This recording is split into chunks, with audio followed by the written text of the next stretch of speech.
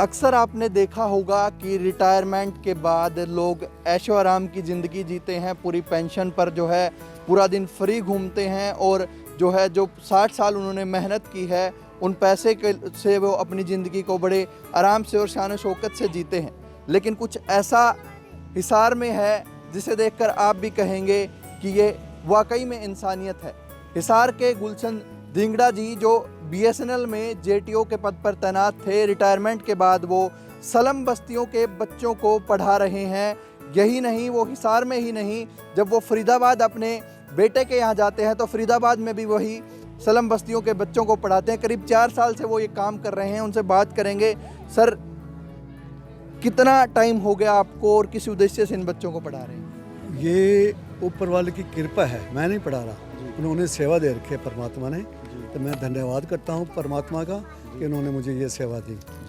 मेरा कुछ नहीं है यहाँ पे, उनकी प्रेरणा से ही मैं यहाँ बच्चों को पढ़ा रहा हूँ। फरीदाबाद होता हूँ तो फरीदाबाद में पढ़ाता हूँ।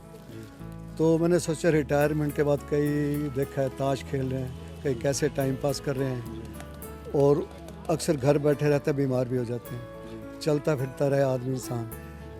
असल में अब समझ आया अपने लिए तो हर कोई जीता है, जीना उसी का नाम है जो दूसरों के लिए जिए।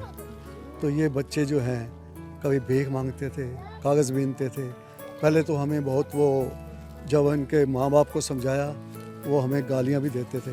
ये बच्चे हमारे लिए भीख मांगते 50-100 रुपये कमा के लाते हैं। तो अन्नू बिटिया ने उनको सब कुछ बताया कि ये 50 रुपये 100 रुपये मांगने से आपका सारी ज़िंदगी यही चलता रहेगा। जैसे आप मांगते हो, झुग्गी झोंपे में रहते हो, ये लड़कियां भी ऐसी कोठियों में काम करेंगी, लड़के भी ऐसे मजदूर बनेंगे।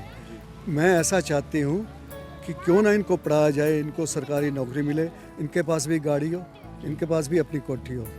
आगे आओ और बच्चे आगे ऐसे चलते रहेंगे। नहीं तो ये नहीं पढ़ेंगे तो ऐसे ही झुग्गी झोंपड़े में रहते जाएंगे, इनके आगे वाले आने वाले संतान भी। किस टाइम से किस टाइम तक पढ़ाते हैं सर आप?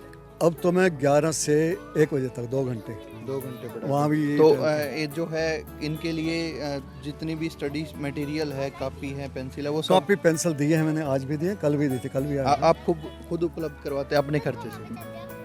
अपने खर्चे से तो है ही है जी। कोई और भी आ जाता है तलवंडी में जी, तो उनको हम ये कहते हैं पैसे नहीं, स्टेशनरी दे दीजिए, बच्चों को किताबें दे दीजिए। तो पैसे की बजाय आप जो है किताबें, कापियाँ या स्टेशनरी का सामान इनके लिए लेते हैं? या इनके लिए खाने के लिए कोई दे जाते हैं, यहीं दे जाते हैं जी। और हमें पैसे देने आते हैं, हम बोलते हैं नहीं पैसे नहीं चाहिए, इन बच्चों को खिलाओ पिलाओ।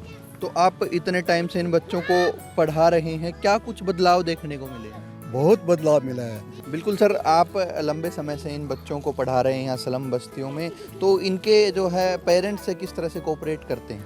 शुरू में कोऑपरेट नहीं किया, मैंने बताया ना, ये कह रहे थे 50-100 रुपये कमा के आते हैं, हमारा पेट भरता है, हमें गालियाँ भी मिली पर छोड़ा नहीं हमने, इनको कन्विंस किया और अब ये खुद चाहते हैं हमारे बच्चों को पढ़ाएं। इनका 1000 बच्चों का स्कूलों में एडमिशन हो चुका है, आधार कार्ड बनवा के करवाया गया है। अभी और बच्चे अभी MP से आए, मैं कल ही आया था, पूछा ये बच्चे नहीं जाते तो उनका आधार कार्ड बनवा रहे हैं हम, उनके पेरेंट्स का, उनका भी एडमिशन दिलवाएंगे स्कूल। और इन बच्चों में इतना टैलेंट होता है भाई, इनको कोई निखारने वाला चाहिए, इनको फैसिलिटी चाहिए। और पढ़ने वाले बच्चों की कोई 4 आँखें नहीं, उनकी भी 2 आँखें, इनकी भी 2 आँखें, उनके भी 2 कान, इनके अंग सारे बराबर, दिमाग भी वही होता है, सिर्फ फैसिलिटी नहीं मिलती। इसको हम फैसिलिटी दे रहे हैं और हो सकता है गवर्नमेंट भी हमारी सहायता करे। नहीं करेंगे तो हम लोग हमारे से जुड़े हैं, बड़े बड़े ऑफिसर जुड़े हुए हैं, पुलिस वाले जुड़े हुए हैं, इस हमारे अभियान में पूरी सहायता करते हैं। लोग भी सहायता करते हैं? लोग भी सहायता करते हैं जो समझते हैं असलियत। तो अक्सर कहा जाता है, एक बड़ी फेमस लाइनें हैं कि जीना है तो दूसरों के लिए जो, खुद के लिए क्या जीना। तो कुछ इन लाइनों को सार्थक यहाँ पर देखा जा सकता है कि बुजुर्ग जो है रिटायरमेंट के बाद अपना जो है जीवन इन बच्चों को दे रहे हैं ताकि इन बच्चों की लाइफ सुधर सके और ये ऐसे ही ना रहें, इनका भी स्तर ऊंचा हो सके, इन्हें भी नौकरी मिले और ये भी आम नागरिकों की तरह आगे बढ़ सके। कुलदीप सिंह, ETV भारत, हिसार।